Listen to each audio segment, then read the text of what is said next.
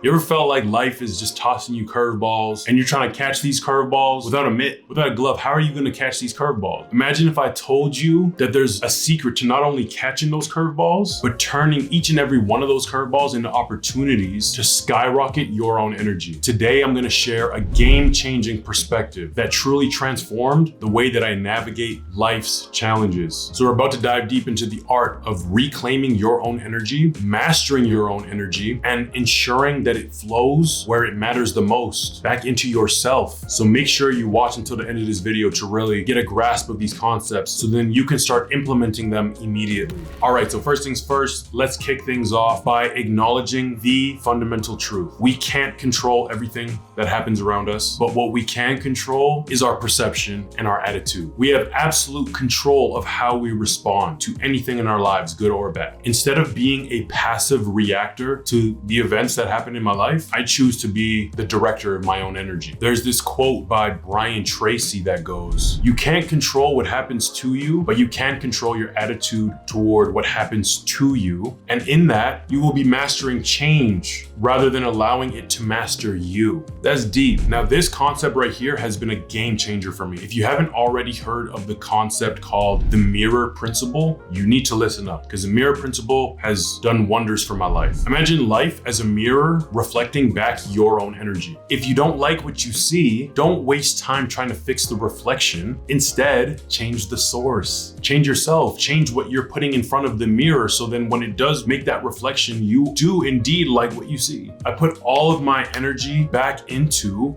becoming the person that I want to see in front of the mirror. It's like expecting the mirror to smile before you do. It starts with yourself. This is another huge point, okay? And this is something that we have to be honest and open about with ourselves. We have to be vulnerable with ourselves, and we can't waste time living in this state of like shame for feeling emotions and energies that we aren't proud of. But let's be honest right here. How often do we find ourselves worrying about how others may or may not perceive us? The truth is, when you invest your own time and energy into dwelling on what others may think about you, you're willingly handing over your energy. It's like giving them the remote control to your own emotions, allowing others to dictate how you're going to feel. What if I told you that remote is yours to keep? Your energy is your remote control. Don't let others change the channel. It's yours. So then the question arises, once you're dealing with this negative energy from people around you, how do you redirect it? What do you do with it? When faced with challenges or disappointments of any kind in my life, I've really trained myself not to get down about it or disappointed. But again, this has come with a lot of repetition and a lot of consistency and a lot of conscious intention. Instead of dwelling on what isn't working or what isn't happening, I redirect my own energy towards what I can control, which is my attitude. My attitude, as well as my perspective, which then translates into my actions. So think about this. It's like having a GPS that recalculates when you take a wrong turn. Instead of getting pissed about this wrong turn that you've taken and wasting energy on like, damn, like I took this wrong turn. Oh my gosh, I'm gonna be late now. You're literally wasting your energy. You could be putting that energy into the solution, into getting to your destination, instead of dwelling on what you can't control. You took a wrong turn. Take accountability. Totally cool. Let's move forward. I'm not gonna allow my energy to be wasted on what I have no control over. And I think there's a huge misconception in regards to creating boundaries. Boundaries aren't barriers. It really is just practicing self-love. When you really think about like distancing yourself from those who provoke an energy that doesn't really align with yours, that's not something you have to feel bad about, because at the end of the day, it's about you and how you feel. I really have learned to set boundaries on where my energy goes, constructing like a lot of self-discipline that has become very natural for me. If it's not contributing to my life in a positive way, I gotta take a detour. You know, I've been talking a lot about these concepts, but now let's get practical. How can you start making these changes for yourself today? I'm gonna give you a few tips that can hopefully help you really cultivate these habits and start implementing them right away, so then you can really maximize the amount of energy that you put into yourself. So tip number one is what I like to call an energy audit, if you will. Observing yourself, observing your energy, observing observing your thoughts and identify any people or situations in your day that have drained you unnecessarily. Those key moments that we are going to truly understand so that we can put them back into ourselves. But it really starts with us being open and honest with ourselves. It might be a friend, it might be a family member who is just draining you in this negative energy. It's tough, right? But you gotta be open and honest about it with yourself, because a lot of people, it might be tough for them to really admit to themselves like, yo, this person, like I've known them for so long, but I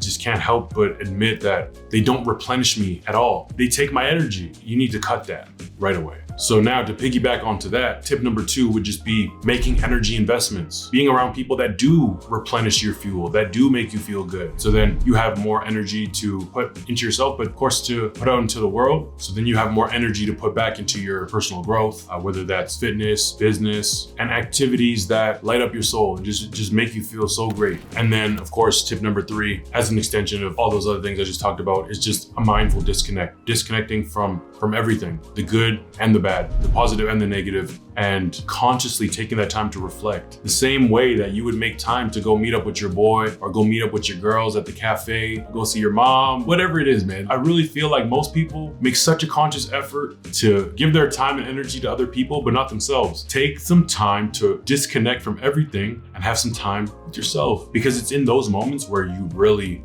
just have like epiphany moments where you just start to realize everything becomes a lot clearer. But again, you have to consciously make time to do that, to have that time to yourself, to have that space to really understand what's contributing to your well-being and what isn't. So I'm sure we all know this, but for the sake of this video, I really gotta say it just to reaffirm this concept. You are in control of your own energy. You really are. You can't let the people around you be puppet masters, bro. Controlling how it is that you feel, like that don't make no sense. Reclaim your own power, invest in yourself. If we were to think of every thought that we have as currency, are we spending or are we investing? You have a choice. There are a lot of things that we don't have control of in our realities, but there are some very crucial components to what it is that we experience that we do have control of. So that's what I choose to focus on, the things that I do have control of. So if we were to think of every thought that we have as currency, how are you spending your currency? How are you spending your thoughts? Are you wasting it on people that don't provide an ROI, a return on investment? Or are you investing your thoughts and your energy into people, situations, experiences that do provide an ROI? That's definitely an analogy that helps me as well. So definitely keep that in mind. If this video resonated with you, man, show some love, give it a thumbs up. Y'all already know what that does for the algorithm, and just helping other people who need to hear a similar message get that message that they need. And also consider subscribing to the channel. You know what I'm saying? I'm always putting out videos like this. And if you have any type of suggestions for videos that you'd want to see, drop them in the comments below. If you have any questions, maybe I can make a video on those questions. Really make the effort to incorporate some of these tips that I provided in this video and watch as the world reflects the energy that you choose to embody. So until next time, my people, much love to you, and I'm gonna catch y'all in the next one. It's KT.